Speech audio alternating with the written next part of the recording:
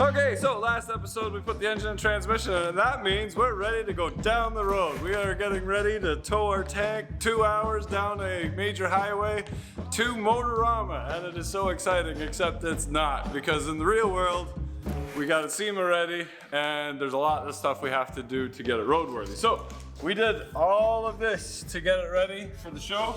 I'm super proud of the work that we did, but as you guys know, the little stuff takes the longest. And big ones being safety, e-test, alignment, insurance, and CVOR. If we got caught driving that thing 2 hours down a major highway with a wide load, without the proper paperwork, and without a safety, the truck would get repoed, the tank would get repoed, we'd incur costs of about $20,000, $30,000. So we're gonna do it right. We're gonna keep building it. 2 more videos before we're at the point where we took it to Motorama, because it takes a little while to put the videos together and edit them. We'll finish it up, take our time and do things right, make sure that every bolt is torqued properly, that we're safe, and that we can have some fun with the truck and the tank this summer. It is heading to Aquino next, which is June 5th in Oshawa at the Tank Museum. So you can check us out there. In the meantime, check out this video and enjoy, because I'm enjoying seeing all that work finished, done behind me, and I don't have to look at it again. Here we go.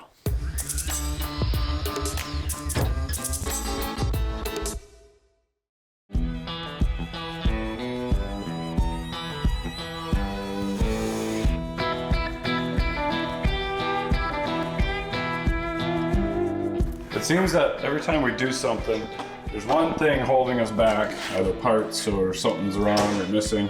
And there was nothing specific for a K100, but customizing custom part is just in my DNA, I guess. Our truck originally came with a 10-speed, and Phil said right away, I've got a couple 13 speeds kicking around. I don't think the person who built this in the first place really knew what they were doing. Either way, it's gonna be a lot better than it was. And it's gonna be the right size. A lot of people were like, I really like the design except for that top piece. Yeah. I don't get it. It did not look right without the black. Okay, so I didn't bother hooking up all my air lines to the valve. They're all still marked, but it's because the brake pedal was completely seized. So I dropped the valve thinking maybe the valve was the issue, but it's actually fine. Plunger goes in and out. No problem. Here's the issue, is the little plunger that goes through this aluminum housing is seized solid. So punch that out, sand that out, and I thought I was gonna have to wait for a new brake valve, but took my chances. Phil's like, oh, I'll just put a little bit of penetrating fluid down there and tap it and it'll be fine. His was better than mine, I guess. So I couldn't get it to go without taking it apart, but nice simple fix, so here we go.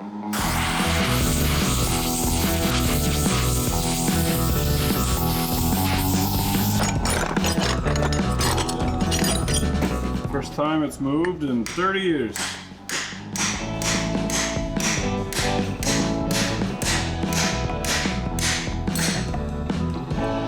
Bam. Sand that down and lube her up, put her right back together again. Here we go. All my batteries are about to die, but oh yeah, much better. Bounces up on its own. Fantastic. That was delaying that one.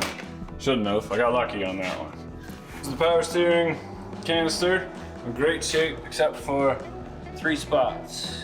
1, 2, and 3, where rust got in behind the band.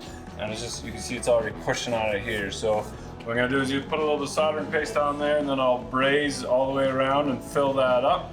And should be good as new. It's gonna take a little bit, but it'll work. It'll be fine.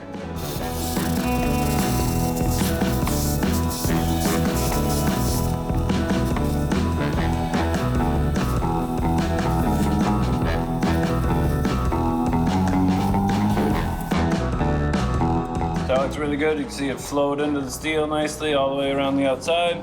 And here, you saw it, keep the torch on it. and then kind of warm up the whole thing and then slowly bring it away because you want it to cool nice and evenly. So I might just put a little layer of JB Weld over top of that, and then it'll be as good as new. Last another 20 years. Here we go. Okay, so while that's drying, I come out the air dryer. Stupid, ugly ass blue color. I bet Bendix or whoever rebuilds these gets a stellar deal on this ugly paint because nobody wants it. There, guaranteed no oil leaks. Now this bracket went on the outside of the frame and behind the passenger tire, but we're gonna stick it in the frame behind the transmission. So there's a couple hoses that get in the way and the bolt holes are odd. So I'm just gonna cut the bracket and mount it directly to the frame. There's no reason to have that much steel on the front and the back. It's definitely not gonna move. So we'll attach that to the inside, have the hoses running through the metal. It'll be perfect. Cut it and then repaint it because that's how things go. Here we go. Okay, so while the power steering canister is drying, I mounted that and we'll throw the air dryer on there. Just clear the drive shaft. It's about the same width as the, it comes out the same height as my battery box. Now you're gonna say, if my drive shaft blows apart, we got lots of other things to worry about. It's a tow job regardless, and it's a $100 air dryer. It's just the way it is. I want the look, and that's what we're going for. Remember, we're not driving it all the time. The tank weighs 20,000 pounds. We'll let future Rich worry about that. Here we go.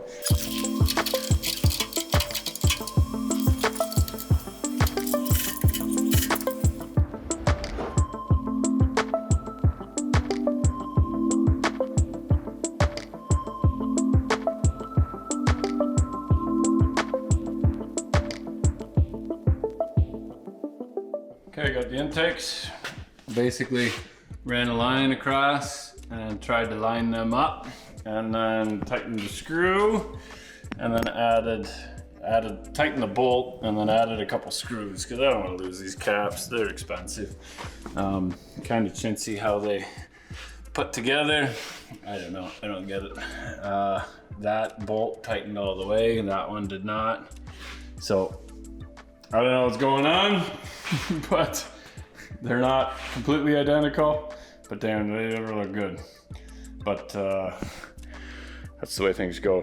Add another, it'd be nice to just be able to put the clamp on there, go the extra step, because having one of those hit the car behind you gets expensive in multiple ways. Throw those on, and then we can run our connection from there to there with whatever pipe we got left over. Should be stellar. Here we go.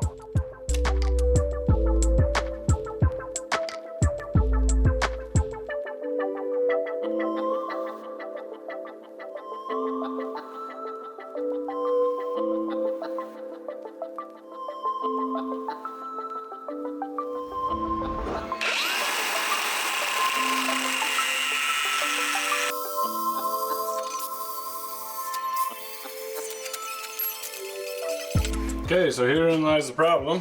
I can't get my cutter past this because my table hits my U-joint.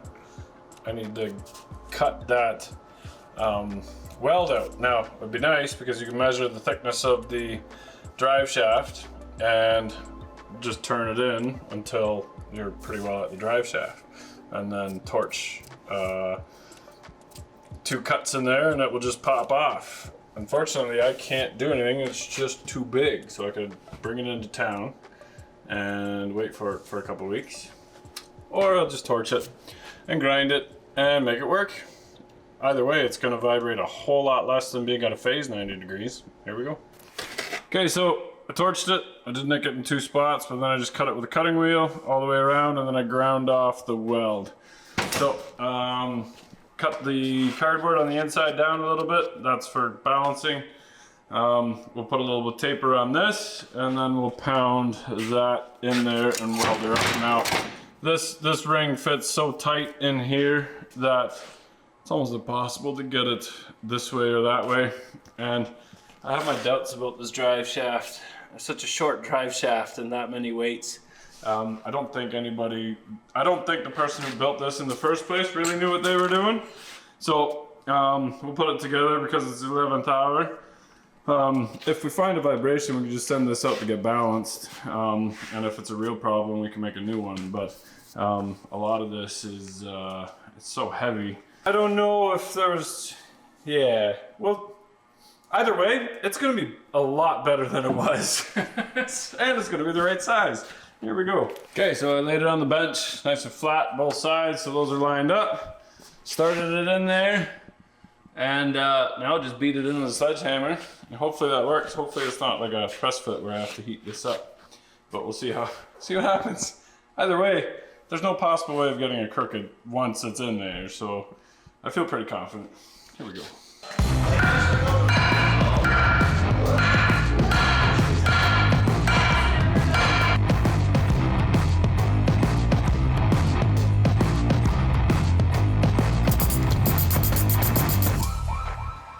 Another half inch.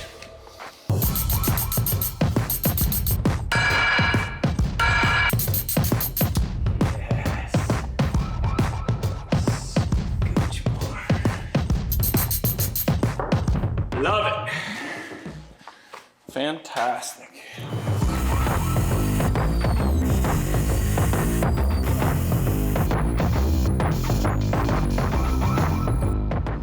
So I grounded back a bit too far, so I did a couple passes, but that turned out pretty good. I'm happy with that. Hanger. Well, that's a hanger, but let's hang her. Let's just put it in the truck. Okay, so as the theme of things go, of course the U-joint or the yoke on the back of the transmission is bigger than these ones. So I need to take the yoke off and swap the yokes. Issue is I don't have a nut. So I run to town, it's the next day, I got frustrated. And on top of that, my pump jack stopped working. So, I can't tilt the cab up anymore, which is not the end of the world. Phil's got one outside, except I think it's longer, so it doesn't, I can't put it on my frame. And on top of that, he paid $1,700 for his. I think I'm gonna try and take this apart real quick and see if I can get some seals for it. So we'll do that first, and then grab some airlines and some a nut from town or a socket, see if I can borrow one, and then I just cannot finish a single thing. Anyway, here we go. So a pretty basic system, a plunger with 2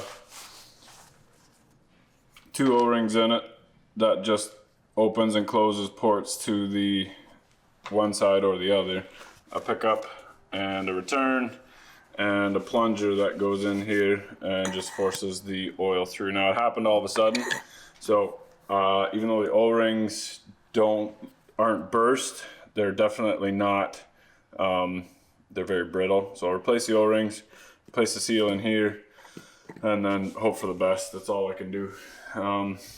So we'll run and grab those and some airlines and some other stuff in town. Hopefully we can get something figured out. Otherwise I'll have to throw Phil's on for now and then go from there. Okay, just popped a couple O-rings in there, but looking at this, I can see that, but there is some steel dust in there. So that's not good. We'll see, hopefully that does it. We'll put it together, cross our fingers, and I can't be wasting time on this. Here we go. Okay, so put it back on and it does work, but it's not right. So we did find one on eBay, brand new, 280 bucks US, so we just bought a new one. We'll use this for now, but it's a real safety thing, so we'll hold on to it. In the meantime, I went to V&R, got all my last hoses, so we'll tie them up nice. So that's the fuel lines, we got our level in there. We gotta do the vent yet, just sneak that around, make that look good. Finally got the little sensor for the back of the injection pump, so that's a nice one. And we got all of our air lines for the air dryer and the sensor lines for the governor. So I think I got one brand new line for here, so that this one was just too short, and where I put it, it's too short here, and it's too short for the trailer, so we'll just run one brand new line. We got these hooked up nicely, and they're all replaced towards the back, so I think we're pretty close to being able to tie everything down. And then we got our glad hands, and even without the truck running, even though we're close, we can air up the tanks and make sure that the brakes and everything are working, that the brake valve is working. So moving right along. Okay, thanks Zagers. I got a 2 3/4 inch socket, and this is the transmission that came off that 8.3 that we put in the combine. So we'll see if we can get this yoke off and if it's the same spline, because the E-joint is the right size.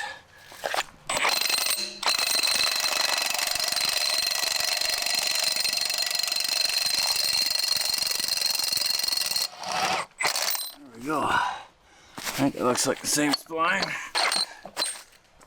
Might get lucky today. Okay, I think I'll just pop off with a light persuasion. Probably not, eh? Okay, so she's on there pretty good. Border Kevin's puller again. I'll let that sit over coffee. I'll grab some torches and we'll warm that up a bit. Holy crap, what a fight. Back of the transmission we just put in, same story. There we go.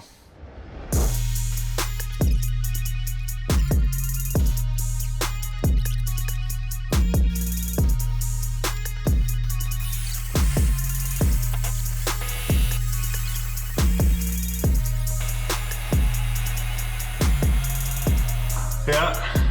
Or it's actually moving it. It's one of the two. Yeah. Like, you know what I mean? The point of the rod's pushing in. Yeah. Otherwise we're gonna start nipping it.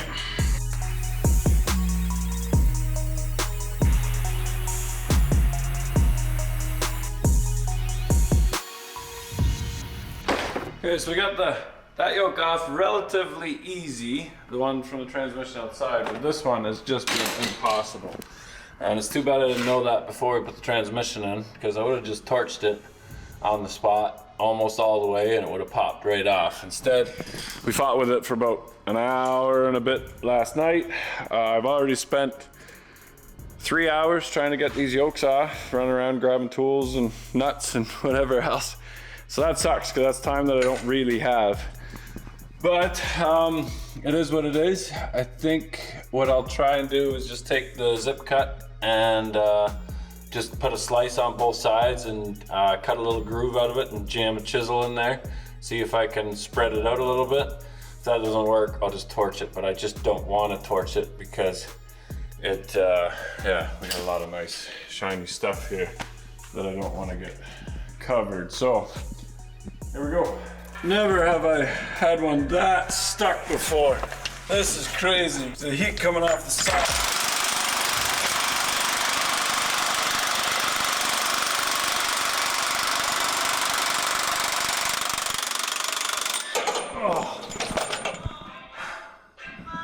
I had to cut it on both sides, jam a chisel in there, and then still it's fighting me.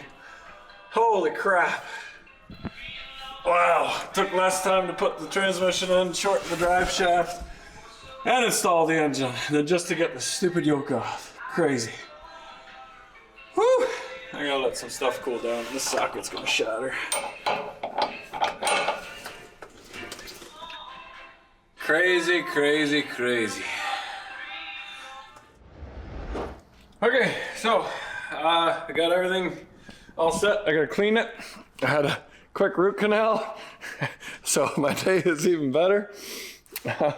Freezing still in there, so I can't eat anything or taste anything, so I'll just keep working. We'll put that drive shaft down, and I am officially like a full 16 hours behind where I wanted to be. I wanted this in Monday night already. It's Wednesday.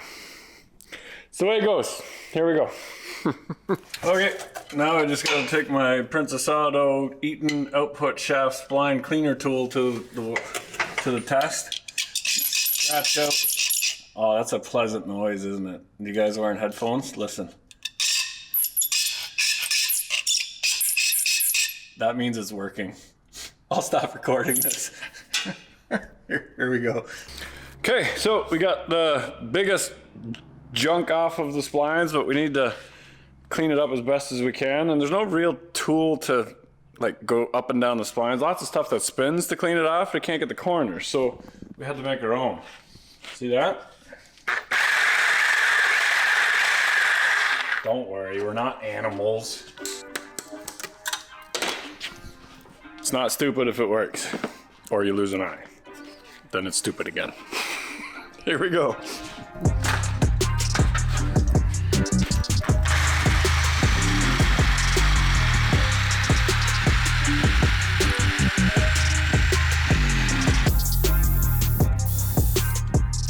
I'm like 90% sure that's how the electric toothbrush was invented.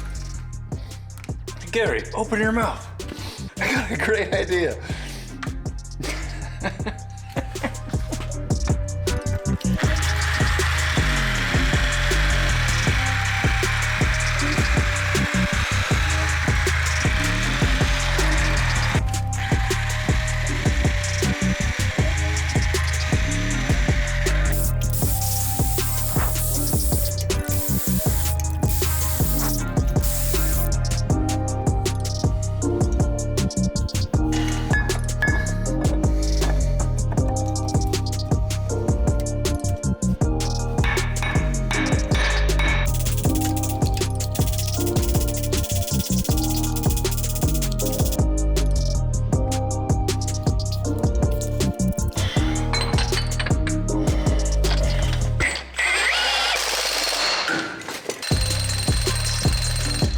Wonderful. There. That's how I expected the transmission to be 2 nights ago.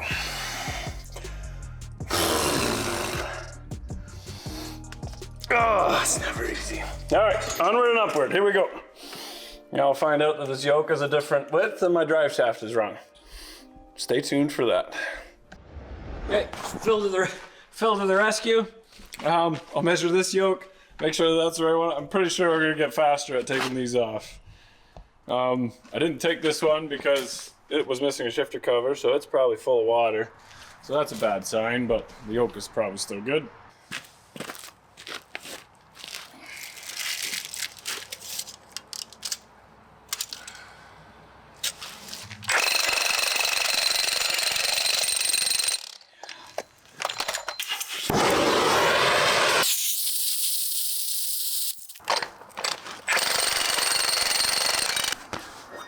So I can't win. That's coarse spline, comes right off, but no good to me. This is madness. Okay, ran to WG's, found the right yoke. Can you believe it? It was not on the shelf. I had to pull it off the transmission, but luckily a couple Milwaukee tools and the puller, and I managed to grab it. So I think we're all set now. Even farther behind. I think I can do it now. Absolutely ridiculous. This one, luckily, had never sees on it, so it slid right off like butter. It literally took me 6 minutes to get this one off. The guy's looking at me when I went back in to pay for it, and he's like, "You need heat?" I'm like, "No, I'm here to pay for it." He's like, "What?" And never sees people, never sees it. Here we go.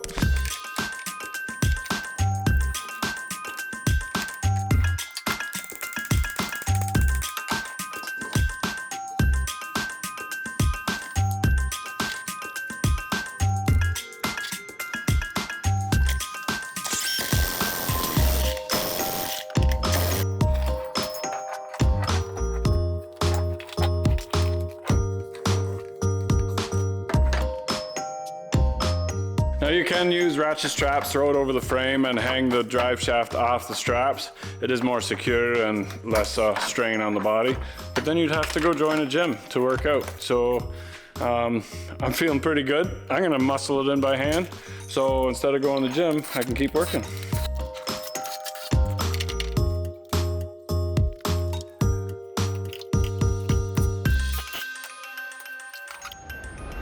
Okay, so to mount these beautiful fenders, we're going to start with the suspension all the way down, and then put some 3/4 inch plywood on top of the tires and underneath the fenders, because I don't have a whole lot of room. I want to keep it nice and low, and keep it low as possible so that the fifth wheel doesn't ever, especially if we go and tip when we're making a corner.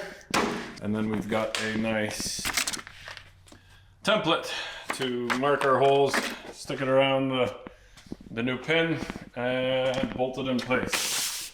Hopefully I can have these done tonight. Okay, so we got our fenders mounted. I stuck a 2x4 in the front and the back of the tires. That keeps them centered that way. And it's enough to keep that tight. Now, this fender is a little bit shorter than that one, a little disappointed in that, but that's just the way it rolls. Not everyone is perfect, so if we do put the sides on there, we're gonna have to make a mold before we do it. That also means that these bars, this one doesn't line up very good, but that one does. That one's wide enough that it's in the perfect spot for this. Problem is that this one is way off, about 2 inches, about an inch. So I can't really have that. You know, this one's like 2 inches shorter than that one. So because if I see it, then this one lines up better with this bolt. That one lines up with the front bolt. So instead, we're gonna catch it on a different part of the arch and just go right here and put all nice new hardware on that.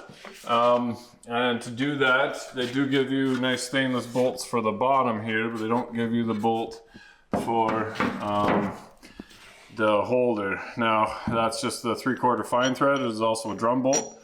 So just going through the frame, these will be the perfect size. So if you're in a truck shop and you're looking for a bolt, it's just a drum bolt. So we're gonna have to get rid of the fenders, drill the hole, put the fenders back on the tires, mount this, then use the template to mark the holes on here, then drill the holes, then put the fender back on again, drill the holes, and then it will be mounted.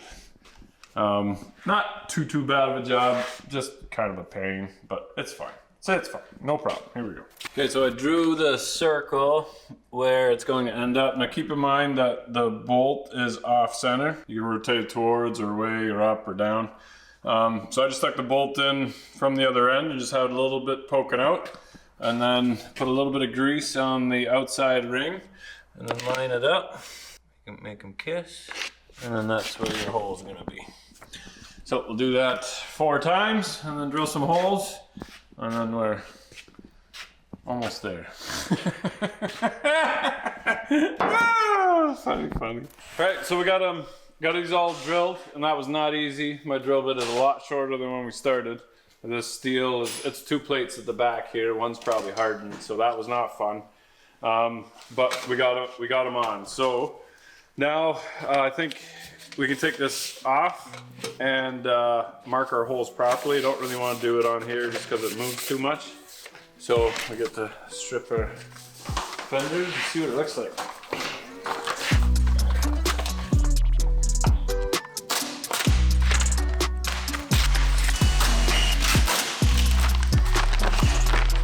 I think we're gonna do ourselves a favor and not take the sticker off except for underneath here, and we'll unwrap it at the show. Otherwise, I know I'm gonna get it dirty. And as much as I wanna see it, I just can't do it.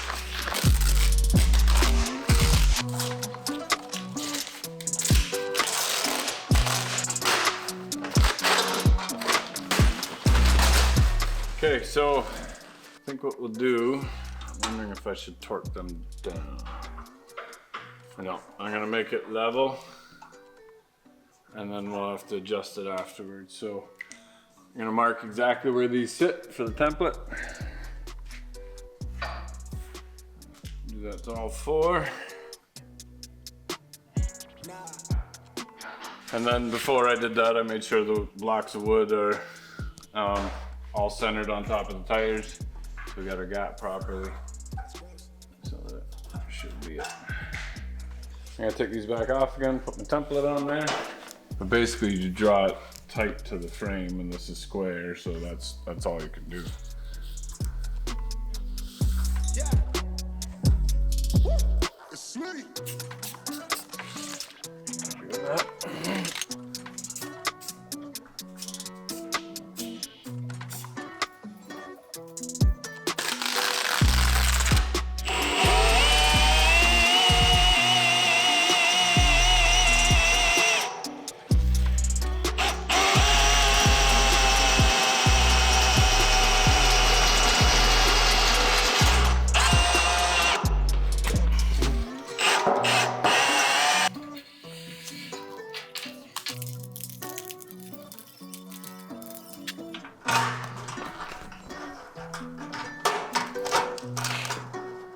First one went on really good, so that's a good sign. Never sees, get that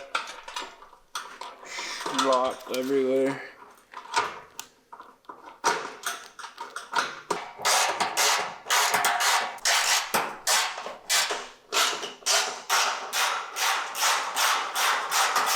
Okay, so the mounts are mounted. Those mounts are mounted, so these do have bolts that will go straight through here, and you'd see the bolts on the top, but the 12 gauge said just put the plate on top and then just crank these so they lift up nice and tight and support it, and then tighten it at the back, and then you don't see the ugly bolts on the top that collect dirt and stuff. Only thing left to do is to raise the suspension and then pick these up and put them on. But it is almost 1 in the morning. It would go much better with 2 people, and I wouldn't wreck my back, and then I could keep working. So I think we're gonna call that a night. We'll get together in the morning and put that on. I'll probably cut this last one off and put a new bolt in there. While I'm at it, this bolt is completely rusted in there, solid. I cannot move it, so we'll just cut it, both of them, and then call that a day. No sparkies at night. So we'll see you in the morning.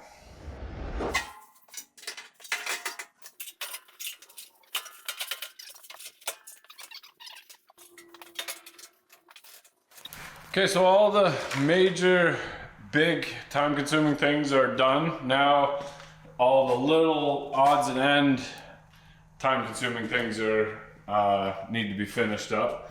But what that means is I need to clean my shop. I gotta put everything back, because when you're working on one thing, you're using half a dozen tools and you know where they are and you can finish that task. If you're switching from project to project and you're searching for stuff, it's not fun. Just roll it out, roll it right back in again after sweep the floor, put everything away, and then we can finish up some stuff. But I'm getting much closer. We got a lot of stuff crossed off. A lot of things to do yet, but we're getting there. And then every time I cross one off, I gotta add something else because there's other stuff to do, but not a big deal. Carry on, here we go.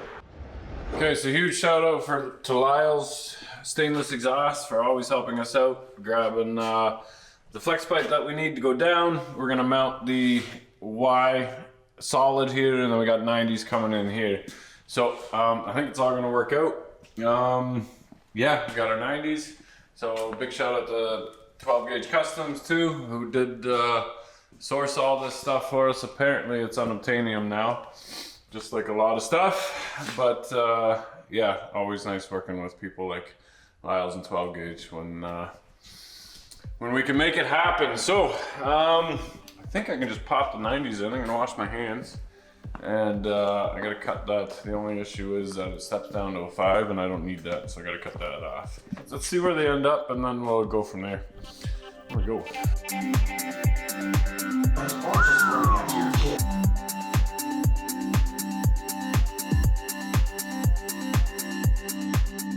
Okay, I got a clamp ready. I got the insert in there. I think I'll stick the Y in first, see where we end up here. I'll probably pull that piece out, then I can just butt it up to it afterwards. But and then I'll try and squeeze this 90 on somehow. I might have to take one pipe off. We'll see.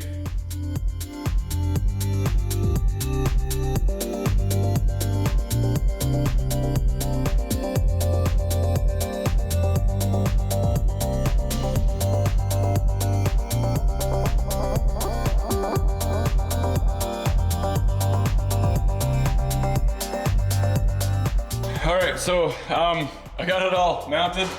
I was piddling away at it last night. I need a little bit longer flex line, so I gotta run to town and grab that, unfortunately. And this is basically the setup that I envisioned. I'm gonna grab a boot from V&R. They should fit from the buses, so that's good. And yeah, this is it. We gotta make some brackets to hold it. I didn't record any of this mainly because, all right, I got a lot of fingerprints on it. A lot of comments that probably say stop touching it, but I can't touch it. I can't install it without touching it. So I'm just picking away at it, and I wiped it back down again. It's okay to leave fingerprints as long as you wipe them off before you start putting heat to it. So we got a lot of loose ends to finish up today, but we're getting very, very close. Just a little bit of wiring and stuff, and then we're getting there. So we're gonna start by putting the tail bar on. And now that I've brought it in and out and I can push, I'm not gonna push on it again anymore. The shop is nice and clean. Everything's all set that way. We've checked all our fluids. We are getting closer. So yeah, we'll start with the tail bar and then go from there.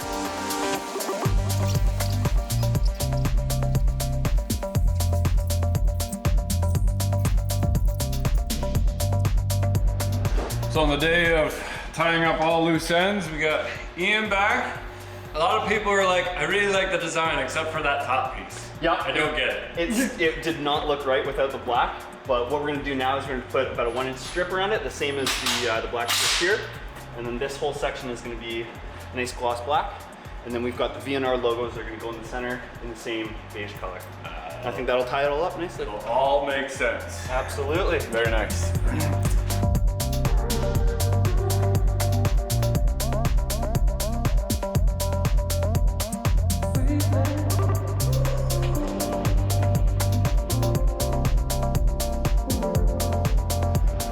Everybody got a pile of stuff done today, and it doesn't look like it. And that means he did a fantastic job, because He tied up all the hoses that are running nice and neatly underneath, tied up the power steering lines that were there, all the loose things on the engine. We got our shifter cables on, mounted, secured. We've got brackets for the fuel tank hoses. So that's all tedious stuff. You gotta route it nice and neat and tidy, and make sure nothing hits. So we're moving right along. In the meantime, I stripped and sanded all the brackets for the fuel tank straps, primered them. I haven't painted them yet. Also made a couple of missing parts and pieces. We've got the tail bar mounted and tight now, so we can start running our wiring inside of that. But it's Saturday night, just getting a few odds and ends finished up. I'm gonna test fit the bumper, make sure that the bumper fits, and then in the morning we can continue with exhaust. I need a hand lifting that in. So also got the bolts for the grill. We can pop our grill back in again. These are just 3/8 stainless, and then these are 1/4 inch that thread into the AC condenser. So little bits at a time. I got longer exhaust, so the exhaust fits better. I'll do all that tomorrow. We're gonna put this bumper on, see how we make out with that. Here we go. Okay, so it says universal fit, but that is a lie, because of all of these holes, none of them line up with anything that I have. No matter which way I put it, forward, backward, upside down, straight up. So I can use this as a template to mark out my holes, but these are bolts that go through aluminum. Or this is aluminum, that's steel, that's steel. I don't know. So I thought, well, I can put a little dab of grease on it, mark that where the cat is, and then use a plasma cutter and cut big holes. Or try to go through here, but that's if any of these bolts will come out. And look at that. Look at that. That's amazing. How do those bolts move, Kitty? How did that happen? How'd that happen? I love my pretty albino kitty. Yeah? Yeah, you pretty albino. Alright, so I'll take all these bolts out, take the plate off, and then use the plate as a template. Drill some holes, and then mount that, and then these basically just 4 bolts on the top and bottom, and that mounts to these 4. That's it, done.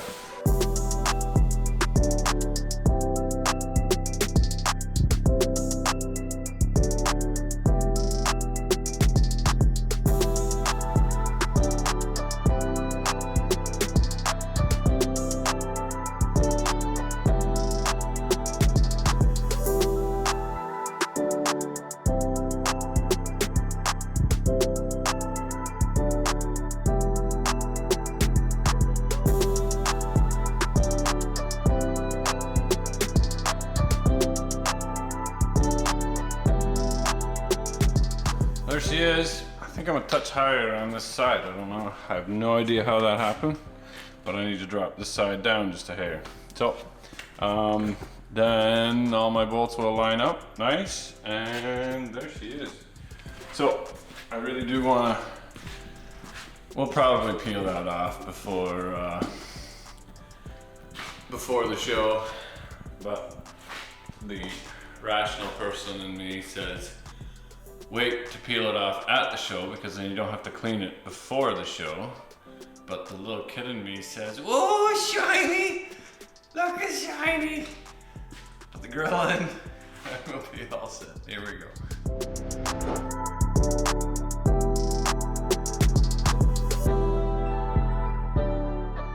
Okay, got the bumper on.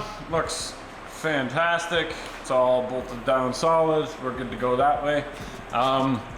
And when we were picking out the front layout of this truck, we really had aerodynamics in mind because we want to save as much fuel as possible. By putting these stripes on here like this, the wind will go around, curl, and then swoop up. And lots of fuel savings going on there. Bumper as well. We've got these little angles here where the air comes in and then swoops around the tire so it doesn't get caught in this area.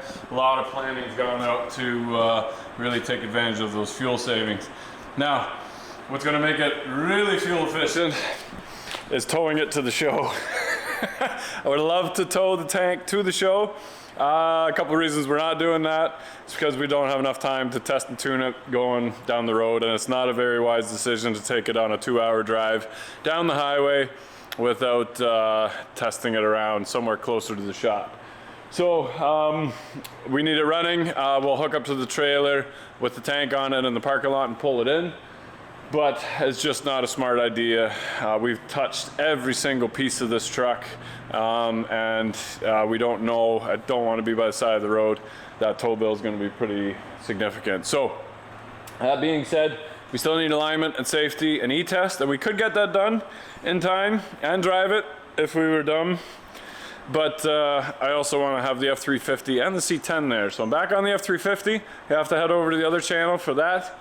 We're gonna keep plugging away on a couple odds and ends, loose things with that with my buddy at night, but we're in good shape on that one. I'm feeling pretty confident. So we'll get to the F350. Got lots to do on this. It's actually getting detailed tomorrow. So I gotta put the interior and everything back in it again. Final assembly on that. There's a couple things that I would like to do a better job on before we take it to the show, but it is what it is. So thanks for watching, guys. Man, that looks good. Especially since I look crappy with not having a haircut and not enough sleep. Just look at the trunk. Look how beautiful that is. Anyway, we'll see you guys on the next one. Here we go.